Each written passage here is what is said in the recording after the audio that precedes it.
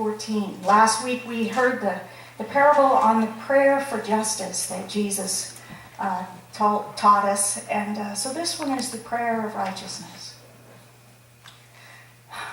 Jesus also told this parable to some who trusted in themselves that they were righteous and regarded others with contempt. 2 men went up to the temple to pray, one a Pharisee and the other a tax collector. The Pharisee, standing by himself, was praying thus: God, I thank you that I am not like other people, thieves, rogues, adulterers, or even this tax collector. I fast twice a week, and I give 1/10 of all my income. But the tax collector, standing far off, would not even look up to heaven, but was beating his breast and saying, God, be merciful to me, a sinner. I tell you, this man, the tax collector, went down to his home justified rather than the other. For all who exalt themselves will be humbled, but all who humble themselves will be exalted. In many of the translations, that word contempt is translated despised. And it reminded me of this hymn out of the United Methodist Hymnal. So I'd like to read this to us this morning as well. And for this, I do need my glasses. Christ is the world's light, Christ and none other. Born in our darkness, he became our brother. If we have seen him, we have seen the Father. Glory to God on high. Now, Christ is the world's peace, Christ and none other. No one can serve him and despise another. Who else unites us? One in God the Father. Glory to God on high. Christ is the world's life, Christ and none other. Sold once for silver, murdered here, our brother. He who redeems us reigns with God the Father. Glory to God on high. Give God the glory, God and none other. Give God the glory, Spirit, Son, and Father. Give God the glory. God with us, Emmanuel, my sister, my brother. Glory to God on high.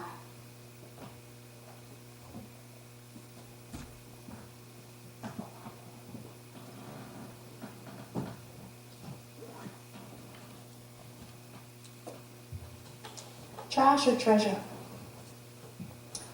What if our trash was God's treasure? When I lived in Haiti, not Tahiti, Haiti, I spent a summer living with Reverend Andre Louis and his wife Ghislaine, and their 2 children. Andre was the equivalent of what would be my district superintendent now. He had oversight of about 25 pastors for about 50 churches throughout the nation of Haiti. I spent a lot of time with him and his family that summer in 1987, serving on a mission team from the States. When Andre and his family came to the United States several years later so that he could get his doctorate in ministry at Fuller Theological Seminary in Pasadena, I was living in Northern California, and so we visited as often as we could. And I remember the first time I went to see them after they arrived here to this country. I saw their kitchen cabinets in their little student housing apartment crammed with plastic grocery bags, the kind you get every time you go to Safeway or Walmart. Having been on that mission trip to their country, which is the poorest nation in the Western Hemisphere, I knew why they were saving those bags. To Ghislaine and Andre, knowing the extreme poverty in their home country, each plastic bag was valuable. It was sinful, sickeningly wasteful, and an injustice to throw away such a treasure. That bag was the difference between health and sickness, starving and eating, to them and their loved ones back home.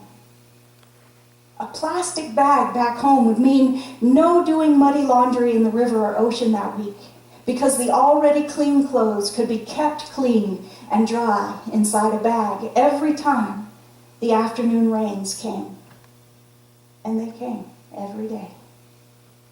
It meant keeping the food dry. It meant keeping a cut cleaner. It meant keeping your baby warm and dry, wrapped in a plastic bag.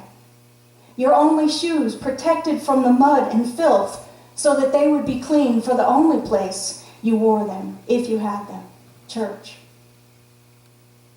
A plastic grocery bag meant a life of dignity and ability that you and I here cannot even begin to appreciate. Our trash was their treasure. And this is actually very common in the world that we have made. In a world of common ground and common basic needs, we perpetuate inequity and injustice. In a world with an abundance of natural resources and an unwillingness to share and care, we have discarded an ethic that guards human dignity and insists on basic human rights and common human decency, in favor of a cutthroat world culture of poverty and pride, ignorance, and predatory fears. So now we live in a world where our trash bags are Reverend Andre's nation's treasure. And what about when our trash is God's treasure? In the story Jesus tells us from Luke's Gospel for today's reading, the religiously pious, grateful Pharisee's prayer reflects this sad fact. It is one thing to thank God for one's salvation, and quite another to thank God that you are not a habitual sinner. Because the former is a genuine, honest prayer, and the latter is a lie. It's one thing to thank God for material wealth and that you're not on welfare. It's quite another to thank God that you're not like those people on welfare. Because the first is a genuine thanksgiving, and the second is a lie and an offense to God. The Pharisee in the story and the tax collector are worlds apart, and yet they have so many things in common. They are both very likely well-to-do. Only one of them is poor in spirit.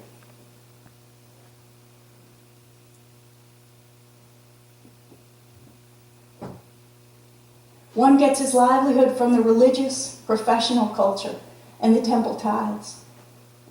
The other from extortion and bribery, probably even from overtaxing that Pharisee to pay Rome the temple taxes.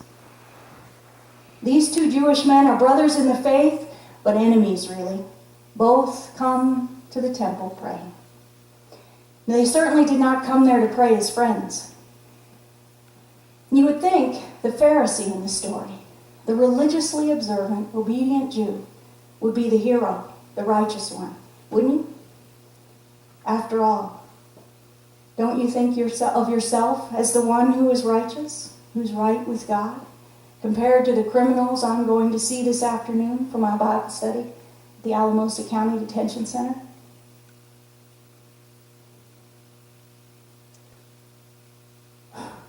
The women I typically meet with there do not pray the way churchgoers pray. I love time spent with these women. Why? Well, they're not required to be there in my Bible study. They all tell me they have faith in God and they come with their Bibles and they believe Jesus died for their sins and they're forgiven. And they all have been incarcerated for felonies, DUIs, theft, drug dealing, possession, assaults, prostitution. I love their honesty. They are not in denial about what is wrong with them. They don't yet know what is right with them, but they are on solid ground with Jesus when it comes to telling the truth about what is wrong with them. And only when you can tell the truth to yourself and others do you have any hope of being set free. We can never know the righteousness of God planted deep inside us until we face our own wrongs. These women prayed desperate, contrite prayers, messed up prayers, broken-hearted prayers, short, unpretentious prayers, bitterly honest prayers of gratitude and despair. And a few months ago, when my Bible study was about addictions, and I asked who among them had been or was currently addicted to just drugs or alcohol, all 7 raised their hands. See? Honesty. I asked who had loved ones addicted. They all said they did. Let me tell you 2 of those stories. It broke my heart. One woman was 22, newly pregnant. She had just found out while she was in jail. Her husband was the father, and he did drugs and drank too much. And since she had just found out she was pregnant, she didn't want to go back to doing drugs in the party scene with him. And she was happy and scared about having the baby. And she wanted to go back to Denver when she would be released, to go be with her mom, who this whole time was telling her, girl, you need to come home. And she said her husband was threatening her if she took his baby that far away. And she felt he had a right to his baby too. So maybe she should stay with him and be loyal to the vows she had made as his wife. Another young woman, they're all younger than I am. She said, struggling with the tears that silenced her, she didn't know what else to do, because she and her mom do drugs together. Her mom was her best friend, and she couldn't betray her mom and turn her mom into the cops or abandon her to that neighborhood, and she did not want to do anything to hurt her. So she knew when she got out, she'd fall right back into doing drugs again, because her mom did them, and her mom needed her. And if that meant partying with her, she would do it. She would do anything for her mom. And wasn't that what you were supposed to do? Take care of your family.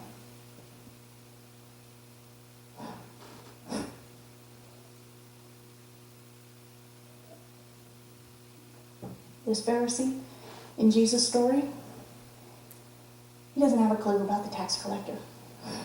He doesn't want to know either. Tax collectors were notoriously sinful and powerful. You kept your distance. You did not want to make them mad, nor did you want to make them remember you. And you don't even want to sit next to them. Except Jesus. Jesus wanted to eat with them, pray with them, laugh with them, do everything he could with them. Remember Zacchaeus? The wealthy extortionist